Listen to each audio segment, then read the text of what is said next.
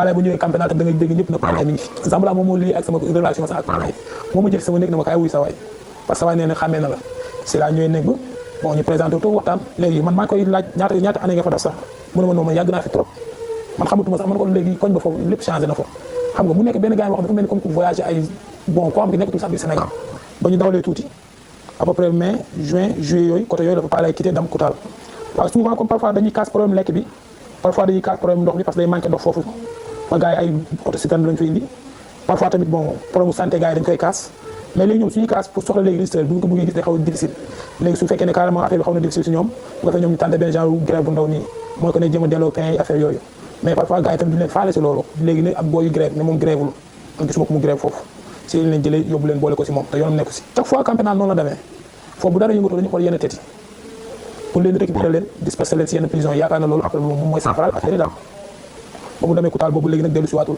gars yi di wax yëpp man dama ko dégg rek quoi dégg naa lu ne dafa na ko nii ak ñaar nii mais man bu ma fekkee état d'esprit Palaye yaakaar naa ne Palaye bon mentalement il est fort quoi franchement man dama koy natt sama bopp parfois damay jékki-jékki ne leen ñii nan lañ mën a dundee lii si biir kaso bi te feebaruñu laajuñu dofuñu wala dara jotu leen mais saa yoo fa ko fekkee moom nee na la man ba ma koy laaj sax nee na moo yoroon daara bu nekk Koutal waaw moo fa yoroon ay ndongo di leen jàngal te lépp ñu ngi ko jàngee si kaso bi nee na moom en plus allemand sax da koy wax te lépp ñu ngi ko jàngee si kaso bi moom regrettul daal mais dafa am yaakaar ba léegi ne moom war na mën a génn parce que man moom lu ñu gën a waxtaan man ak moom problème mu koñ bi lay wax moom loolu la ñu gën a wax mooy que ne bon comme am na nangu na koñ bi daal.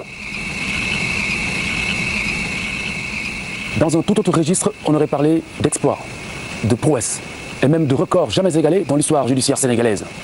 4 condamnations à la perpétuité. 4. Pape Abdoulaye Fall et sa bande emprisonnés pour de multiples agressions, vols, casses et meurtres dans la banlieue dakaroise.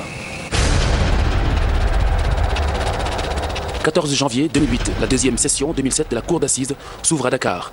Ils seront une vingtaine à défiler devant la barre. Parmi eux, Pape Abdoulaye Fall, dit Palaye. Le jeune plombier de 28 ans devra, aux côtés des membres présumés de sa bande, comparaître à 2 reprises dans des affaires allant de vols en réunion commis la nuit avec usage d'armes et de violence, au meurtre et tentative de meurtre. J'avais l'habitude de faire des chroniques judiciaires. J'allais tous les jours au tribunal, glaner des informations par-ci, par-là. Donc voilà. Et il y a eu les sessions de la cour d'assises qui devaient s'ouvrir. Par avance, nous, on a un peu le rôle et tout ça. On voit les affaires qui sont inscrites. Donc c'est là que j'ai vu le cas de Palaye. J'ai essayé avec les avocats et tout ça de me procurer les arrêts de renvoi. En 2007, disons, il était venu. Donc il avait déjà 2 condamnations à perpétuité. Donc il avait aussi en 2008 2 affaires qui l'attendaient. Donc ce qui veut dire qu'il risquait, voilà quoi, 2 autres condamnations à perpétuité. Donc forcément c'est un cas qui interpelle. Bande Palaye particularité bi mu amoon mooy que ne Palaye da doon rey na 6 personnes. Arme bi mu doon reyee ci benn MDL chef gendarmerie la agressé jël arme bi quoi benn touriste mais ci la reyee ñu bari quoi. C'est en 2001 que la bande appose véritablement son sceau dans la banlieue. Le terminus de Taïbou Bès était son lieu de prédilection. Palaye et ses acolytes font montre d'une organisation bien ourdie et d'une confiance à la limite insolente. Ils opèrent sans se soucier même du passage. Ils le savent. Ils règnent par la terreur, égard à celui qui aurait le culot de les dénoncer. La bande était devenue célèbre à Pikine Talibou Bès, Thiaroye, Guédiawaye. Mais crainte, pour ne pas dire respectée. Amoon na panique ba ci autorité sax amoon na panique parce que déjà bon da nga doon toog yooyu quoi des fois benn autorité jox la benn information pour nga vérifier à 3 heures du matin donc amoon na panique. te bon Palaye dafa doonoon tamit nit koo xam ne yooyu quoi bon rey la ak naan ci ndox mi la yemale woon quoi mais les gens là même ci biir policiers yi amoon na panique ci seen biir parce que ku ci nekk yaa ngi naan bon ndax su ma dajee ak moom dina ma jam wala du ma la jam am na benn rajo oxygène boobu temps mu ngi fonctionné quoi kenn woote oxygène bon di gërëm bon brigade de recherche bu commissariat Thiaroye quoi ndax bon lutte bi mu doon def mais instinctivement la Palaye woote aussi moom bi waa ji daanele daal ne noonu laay kooku waxul dëgg mais kii waa ji bëgg wax ne ko yow la kan mu ne ko xaw ma daa ne ko waaye dara laaj leen ni ma leen def ñoom gi di ko ne amoon nag moo sentiment de panique boo xam ne yooyu quoi mu ngi woon ci biir population bi parce que pour rey la ak moo naan ci ndox mi la yemale woon. Quand ça se passe comme ça, ils peuvent dans certains cas regretter. Mais dans des situations de psychopathie, c'est-à-dire où il y a des troubles, disons, de la personne de type antisocial, il n'y a aucun regret. C'est-à-dire c'est des sujets qui sont marqués par le seul désir, c'est-à-dire comme ils veulent, quand ils veulent. Et ce qui importe, par exemple, pour faire, disons, pour agresser une vieille dame qui a sa pochette, ce qui compte, c'est leur désir de prendre la pochette. Donc, s'ils devraient le tuer, la blesser, la tuer, ou je sais pas, quelles que soient les conséquences de leur acte, l'essentiel pour eux, c'est le désir de prendre ce dont ils ont besoin. Et ils justifient cela sans remords, sans culpabilité, et ils sont prêts à recommencer si la situation se présente. C'est ce qu'on appelle l'indifférence affective. Jean Pinatel, quand il définissait le noyau central de la personnalité criminelle, il disait que c'est l'indifférence affective qui déclenche le passage à l'acte. C'est-à-dire, on le fait sans remords. On le fait de manière spontanée, on le fait pour recommencer demain. Parce qu'on ne mesure pas, on n'a pas une censure interne qui dit que voilà à quel niveau on peut arriver sur vraiment son projet criminel. Parce que la mort qui devient un acte grave, qui est un acte très grave, devient un acte banal pour la personne. Quand on tue, mais on a même envie de recommencer parce qu'on trouve du plaisir vraiment à tuer. On n'a pas de remords, on le fait sans remords.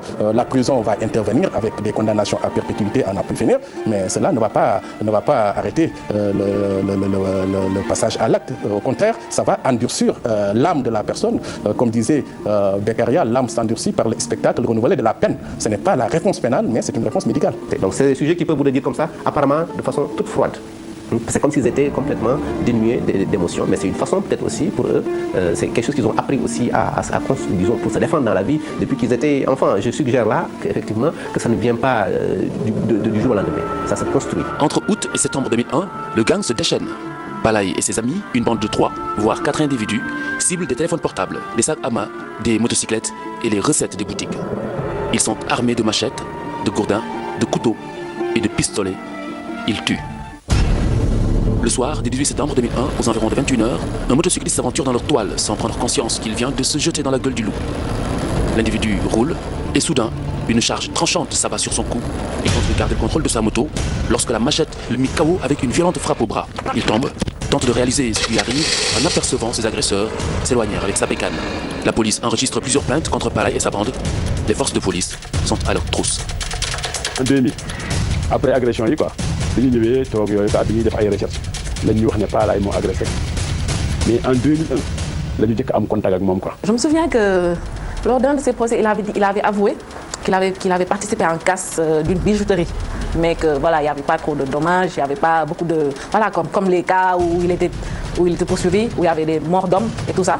Bon, où on disait qu'il avait froidement abattu des gens et tout ça. Donc lui, bon, la seule chose dont je me souviens, c'est qu'il avait avoué avoir participé à un casse d'une bijouterie. L'enquête conduit les éléments de la brigade de recherche de Thiaroye à un de leurs receleurs. Khadim Ngom parle. Palaye est au parfum. Il lui donne rendez-vous dans le quartier, prétextant un nouveau butin à lui proposer. Khadim ne se doute de rien. Il se pointe à l'heure. Palaye surgit, lui reproche son attitude de balance et ouvre le feu sur l'individu. Khadim tombe et plonge dans le coma. Il lui a donné 3 coups de fil. Bi mu ñëwee ñu yóbbu Khadim hôpital ak yooyu quoi, il était dans le coma pendant 3 jours. Bi mu yeewoo li mu jëkk wax wuy Palaye nga donc parce que di ko ragaloon na ko. Quand on est dans une société, on n'est pas reconnu dans le cadre global, on est obligé certains en tout cas sont obligés de se radicaliser pour se faire une autre société à part. Pour avoir quand même l'écoute de la société, je suis marginalisé, donc il faut que j'agisse comme tel.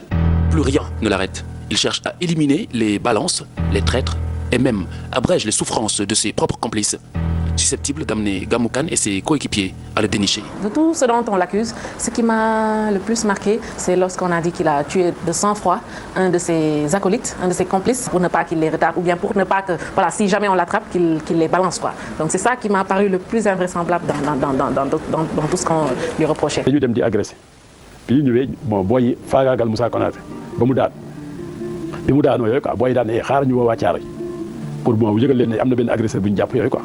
mu xam ne kii dina wax te bu ñëwee dina ko dénoncé mu dellu sur ses pas tiré en l'air ak yooyu quoi nit ñi daw mu jam Moussa Konaté parce que bon léegi bi mu ko jamee mu diyee quoi bi mu deewee mooy il est parti ñun bi ñu ko jàppee lañ ko koy laaj quoi mu wax ne effectivement moom moo ko rey quoi. Un garçon très lucide, intelligent, qui parvient à déjouer tous les pièges des policiers. benn bi dañuy ñëw benn receleur bu ñuy wax Xaadi mu ngi dëkk foofu yooyu à Thiaroye bi ñu ñëwee ne ko bon léegi yooyu quoi comme jaay na la wax ko ne ko kaay mu jël sa xaalis.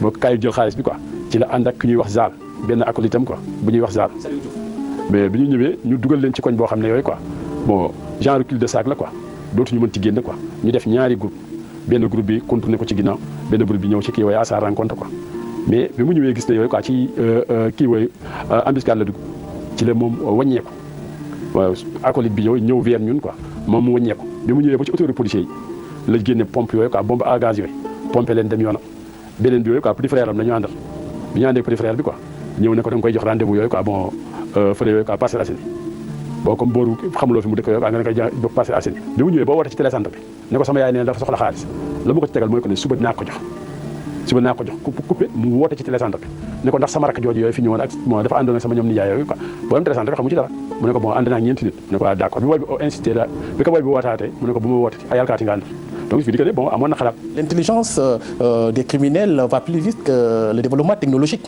Vous savez, toujours c'est le développement technologique qui s'adapte à l'évolution de la délinquance. Vous voyez, en matière de terrorisme, toujours qu'ils changent de méthode. Donc c'est des gens qui sont intelligents, mais l'intelligence est orientée vers la délinquance. Parce qu'ils n'utilisent pas leur intelligence sur le bon côté.